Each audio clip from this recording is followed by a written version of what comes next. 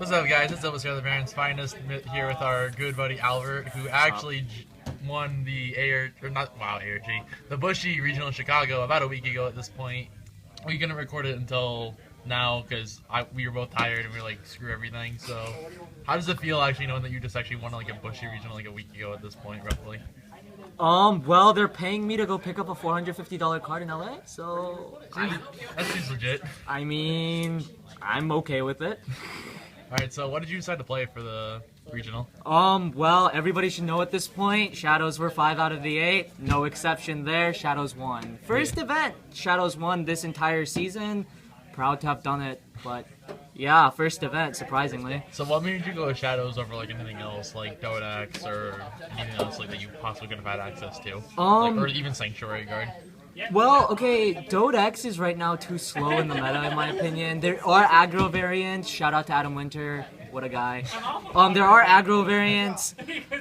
It's actually a very, very good deck, but in my opinion, in the Shadow aggro and the Aqua Force aggro matchups, it doesn't do that well, and Sword Me turn 2 is literally tier 0. Yeah. I would have gone for Sanctuary Guard, maybe, but I just felt good with the Shadow matchup, because Sanctuary Guard does have the problem if you don't hit into Sword Me, or get clumped with no Jewel Knight triggers or Jewel Knight damage. Your deck just sucks. Yeah, so I just felt that Shadows were more consistent, and I've been doing well with Shadows at ARG just in terms of playtesting. So yeah, I worked with a friend a couple days before to design the deck, and yeah, it ran really smoothly. Surprisingly enough, I got 0 playtesting in of the actual build of the deck that I was playing before the regional. Yeah. Terrible idea, but yeah, I mean, it worked out considering you won. Yeah, I did well, so I'm excited and happy. The only loss was the guy you beat in the final still, right? Yeah, please don't ever let Lambros hit the field when your opponent has a hand. You will regret it for the rest of your life. Oh, yeah, and I guess we should mention just for the video, what build of Shadows did you play? Revenger, right? Yeah, Revenger Abyss, Mordred Revenger. I used to play the 4-2-2 with Diablo, but Blaster Dark Diablo isn't a Revenger, and it completely screwed the deck up at times. So. Alright, well, we'll go on and get tech choices like once we go through it, so let's get started on this deck profile. Then. Yeah, so the starter, Judge Bow. Yeah, this card, people say it should get banned. Surprisingly enough, in the mirror, it either died or I didn't use it. I've had my opponent resolve this in the mirror, and it didn't even impact me that much. I ended up beating at least that player 2-0. And it honestly didn't create enough of an impact on the game outside of the fact that it was a 5k booster for anything that I was boosting. So it was just there. It does come in clutch at times, but in my opinion, it gives Shadows early game pressure, but it's not the most broken card in the game, as people say. I would say it is the strongest starter in the game at the moment, though. Yeah. Moving on to triggers, 4 heals, because I don't want to die. Yep, seems legit. 2 draw. Alright, so why go 2 draw? Because this deck is hyper aggro and crits are good. Also, this draw is probably, if you've read my deck list, is the MVP of the deck. Call it in front of 7Ks, people. Makes 11k columns. Not to mention, it pushes to soul, gives you extra soul for Swordbreaker, Dark Heart, and Aura Geyser, gives something plus 3k. It's always utility, and it helps in the rush. 3 of really, really nice art, Revenger crit. Not all hollow bad. It's hollow. I said not all hollow. Oh, yeah, I need to bring this out. 3 of other really nice looking Revenger crit, and 4 of probably best looking common Revenger crit. Okay, so you went 10-4. Yep, 10 crit. So what made you go 10 crit, 2 draw, 4 heal instead of like a basic 8-4 or 7-5 or even a 6-6 ratio? So, in my opinion, the deck's finishing power is absolutely flawless. The deck's thinning power is absolutely flawless. But the fact of the matter is, sometimes a crit can decide games. And the point is, you need the crit whenever possible, not to mention it's a 10k shield. So even if you Swordbreaker into crits, it's not necessarily a bad thing because you have 10k guards. Yeah, that's true. And to mention that you don't want to draw or Swordbreaker into like any draws because it's only a 5k shield and it does nothing for you. So you want as many 10k shields as possible, and crits win games. Yeah. Crits single-handedly win games. Not to mention if you hit any crits on Diablo and your opponent can't card, you just win. Yeah. Alright, so that does it for the zeros, and obviously no tech zeros. Yeah, well, I used to play 2 Judge Bow. Yeah, that was a thing. So what did you think about the double Judge Bow back when you played it? It was good. Anytime in the mirror when Judge Bow got hit, I just call another one. It was pretty fantastic, but with the tighter G1 lineup and the tighter G zone, 2 Judge Bow is just like not worth it anymore. Seems legit. Alright, so grade 1s, 2 Masquerade. I'm not playing the 3 because I do have a different tech choice because I want to plus off of certain cards. But 2 Masquerade helps in the rush. Pretty standard. So you felt 2 was okay compared to the 3? Yeah, I've hit it enough. I could call it, like, the deck's a toolbox. You can call it whenever you want. 3 Dorant, pretty standard. Everyone's running 3 these days. Yeah. 2 Dark Heart, also pretty standard. This card is dumb. You literally just call it from your hand and you get a free +1 for a Soul Blast 1 if you have a Blaster Vanguard. Pretty easy to do. Yeah, which, you know, the instant you hit Abyss, yeah, you should have a blaster. Or if you're stuck on Origin, you have the Diablo play, which is still a blaster. Yeah, it's honestly like so dumb. So you should have a blaster no matter what. Yeah, this card's dumb. Also in the mirror, this card's legitimately dumb because in the mirror they want to force you to have no board, but this just calls a free board. So, yeah. Swordbreaker. Yeah, I play 2 still because Judge Bow's. It's actually really good on Judge Bow. Not to mention Dark Heart can call it. Maka can call it, Grim Recruiter can call it. Like, you have so many options to just call this card. And not to mention, if you put a trigger on it or put any 5k base behind it, it's an 11k. So you can just beat your opponent down. Plus, it's a good Vanguard booster, if need be. If need be. Because it doesn't give your Vanguard column, but it still like meets magic numbers on Vanguard. Yeah. And also, when you call this, if you actually awkwardly draw into it turn 1 and your opponent wrote it 6k, you can just swing at them. It's a 6k. It'll hit. For Maclear, I decided to do this against Karma Collector because A, the Revenger name on turn 1 is too critical. If I have this in the Masquerade in hand, I will always ride this, call the Masquerade, and force the 10k on my opponent. The fact of the matter, not having that Revenger name completely gyps you in the case of an early rush, and not to mention it is additional sack fodder for Abyss if need be. Alright, so... And then the 1 of Charon, which is what I took out the 1 of Masquerade for. Charon's just too good. You can pretty much call it with anything, and if you have a Blaster grade 3, which honestly isn't hard, it counts as a sack 2. So you plus off of Aura Geyser, you can plus off of Diablo. Pluses all day. Yeah. Name of the deck. Honestly, this deck's a G1 toolbox. Your grade 1s you can call for no real reason. Yeah. It's a good deck. I feel like it's why this is one of the better decks in the game. Yeah. Honestly, the king of the grade 2s, 4 Blaster Dark Abyss, honestly, there's no real reason to not run 4. Unless you don't want to invest the money in it, but that's a different story. Well, I mean, okay, so considering I saw a Claret Revenger build, which honestly wasn't running Abyss, it was Claret Diablo, but it was running Revenger Grade 2's run 4 of Abyss to snipe out starters. And it was running Drag Ruler Revenant techs just to make this thing viable. The card is absolutely fantastic in the fact of the matter that it helps control your opponent's board. You can take out pesty grade 1s and starters if need be, and it helps control the mirror match really well. Plus, he's like the best Legion mate in the game, so why not? Yeah, well, yeah, he is. And then for Blaster Dark Revenger, because this is the unflip engine, because I'm running Dorant, because unflips are good, and not to mention in a scenario where you do need to do the Counterblast 2 to take out opponent's front row rear guards, this card's amazing. It actually, in the Aqua Force game, I pretty much counterblasted 5 to use 2 of these, and this, and nuke my entire opponent's board. Pretty much made him go so far behind that he couldn't win. Seems legit. Then the 2 Maka, only 2, because I am actually teching one other card that pretty much no one else is teching because they think it's inconsistent, but I actually think it's really good as a 1. But 2 Maka, because this card is also a toolboxy card, it calls all the other grade 1s, and it pluses too hard for you not to run it. In the mirror, people have been teching Rugos and Makart. Makart's a bad card. Makart is bad. You shouldn't run it. And Rugos is honestly really good to counter the rush, but in the mirror, just because I had these Makas over the Rugos, I outplussed him and I out-advantaged him to win the game.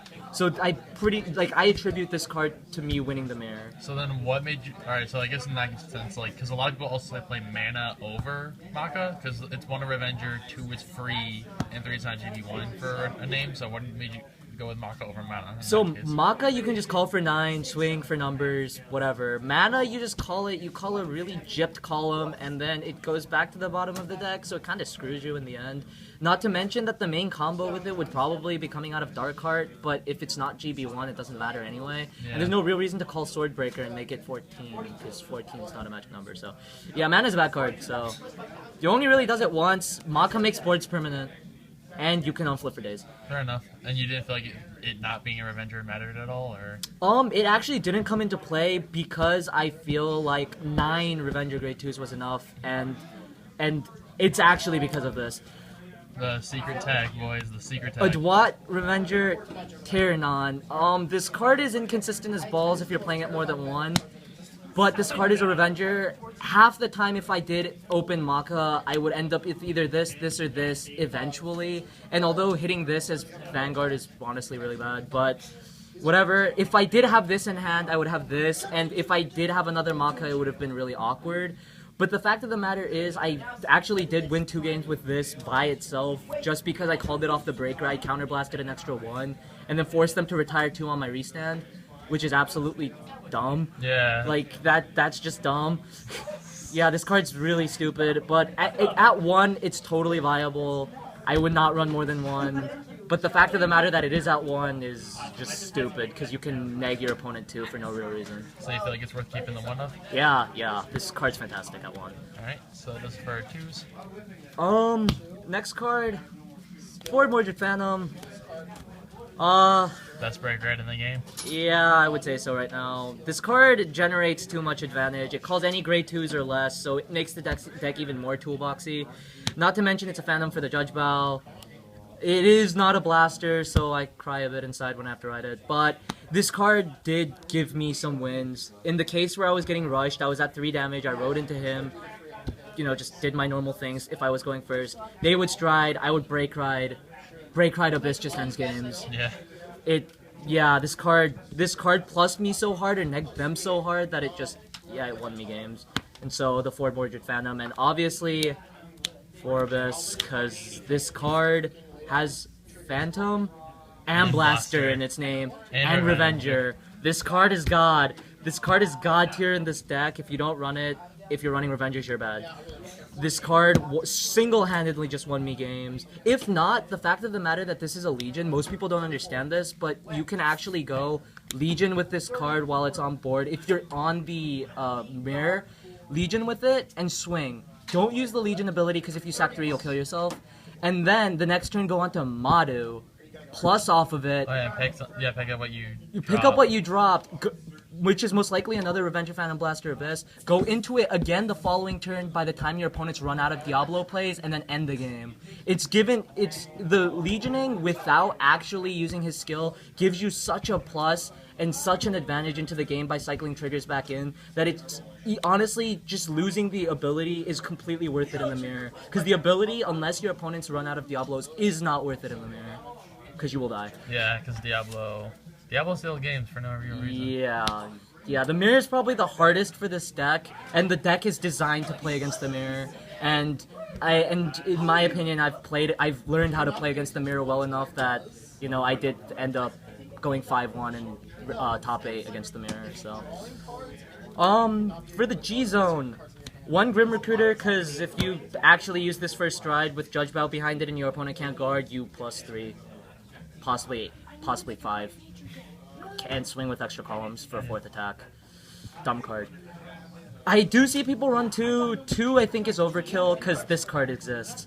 Madu. This card literally pluses you 3 for no real reason and sets up Abyss plays because he does need to Legion again. Yeah. And not to mention re-legioning Force of Soul. So this card is 2 key. It's won me games in the mirror. It's won me games in any other against any other clan. This card pluses you to a point where it can steal games, even though it's not the finisher. To Aura Geyser, this card, it's really good at converting board to hand. See, I know a lot of people have like mixed opinions about Aura Geyser. So this card even in the mirror is really good because Charon exists. You can pretty much just call Charon, go into Aura Geyser, and then plus a lot. Yeah, it puts your hand size up to 5. It just gives you 5 cards in hand for no real reason. It's so good. I know some people don't like Aura Geyser outside of Link Joker or the mirror match. Actually, or Rogue, or possibly Kagero, but what's your thought? I personally loved it in the mirror. I actually had it where I was sacking my own Charons to get Aura Geyser off to just plus hand to try to survive the next turn, or just try to get so much advantage off of my opponent. I ended up actually not using Judge Bow just to pay cost for Aura Geyser when I had 1 counterblasted damage and 1 unflipped, just so I could get the +5 off because I had Charon on board. So it was...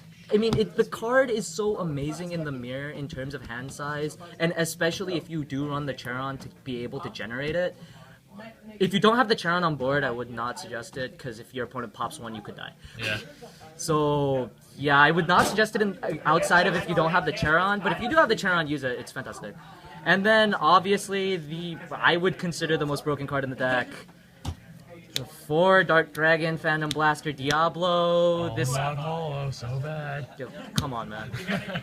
I'll bling this out at some point in time. This card, people don't understand this because I've been reading on forums and whatnot that it negs your opponent at least 4. Don't do that. Don't do that because that's an overall -1 to you, like -1 to them, and that's never good. Just in the mirror. For the most part, I never use skill. Ever. Like, second skill. I counterblasted 1, got the 10k in the crib, forced the PG. That's what its purpose is. Second skill, I almost never use. Unless they only had 2 cards on board and, like, 3 cards in hand. Then I just, like, force them to sack the board. Just for kicks and shiggles.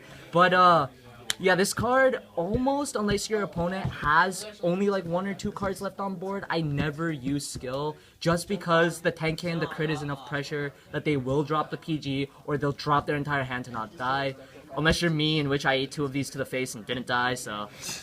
Keep yourself at 3 damage and hope your opponent doesn't pull the crit, because they won't, and you'll live. Unless you're this guy, then you'll always pull the crit. Well, okay, you do count your opponent's drop zone and their damage to make sure they are, like, 6 or 5 crits down, and then you eat this to the face, because if your opponent has all of their crits in the deck, you'll probably eat more than 1 crit, and that's not good. Yeah. So, yeah, I mean... Overall, the deck ran fantastically. The 10 crit 2 draw worked. In the second match of the mirror that I 2-0'd, it was against the other Abyss player. He was undefeated in the tournament until that point. I went into Abyss. I actually re-rode into Abyss because I was on Abyss earlier and Legion. I swung. He was out of Diablos. I double critted him. He double healed. But I restood, and he was like, I'll just take the last 3 damage, because he couldn't do anything about it. And, well, he actually triple healed, but regardless, like, he couldn't do anything about it, and so he just died. And, I mean, honestly, the fact of the matter is multiple Legioning is always good, and this deck can Soul Blast, so you can send these back into the deck if you really want to. You can pick them back up with Madu. The deck can Toolbox out of the drop zone, out of the deck, and your board hand conversion is absolutely insane against most decks. My matchups were for the most part pretty good. Really, the Shadow Mirror out of top 8, I played it twice. I played Aqua Force twice, same guy, great guy. Shout out to him. Played against multiple Gold Paladin decks of all different builds. Libs were annoying. Gurgit Pelennor, that deck is surprising pressure. It literally pluses for no real reason. And it's actually really consistent. If you're on Scourge Point, you know, the 25 swing after a stride is absolutely brutal. Pale Moon was an alright matchup. The guy couldn't play really a board or a hand because of the massive pressure, so he couldn't do much. Would have felt better if the OTT guy could have played well. Dodex surprisingly has a good matchup if it can if it can actually go into the grind game, but this deck ends up becoming toolboxy to the point where Diablo, Abyss, and everything else just creates too much pressure for Dodex to actually do anything. And obviously hitting and going into Aura Geyser for PGs or any other G1 that you might ever need is also fantastic. So, yeah, I mean, overall, my day's matchups, they were good. I'll commend all of my opponents. But again, this deck is too nutty, and in my opinion, too consistent with the fact that it can toolbox not only 2 and 1, but from the drop. You can technically toolbox 3s as well because of Madu and stuff. Yeah, and you can Legion back triggers and stuff, and then the deck like mad. So the deck's absolutely a consistency engine. Going into GB4, I'm probably going to end up having to rush Mega Colony like every game because the late game for that matchup is dumb.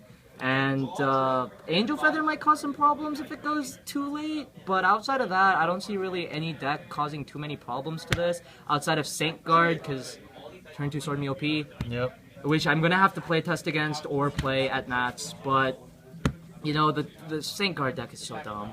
But again, it does have some run into consistency issues just because of the Jewel Knight engine. But again, Sword Me's too consistent, like too OP at turn 2 for the Jewel Knight engine to matter too much. So, I mean, that's the deck profile, guys. Alright, so any final comments? Yeah, for all of you going to regionals, prepare for the Shadow matchup.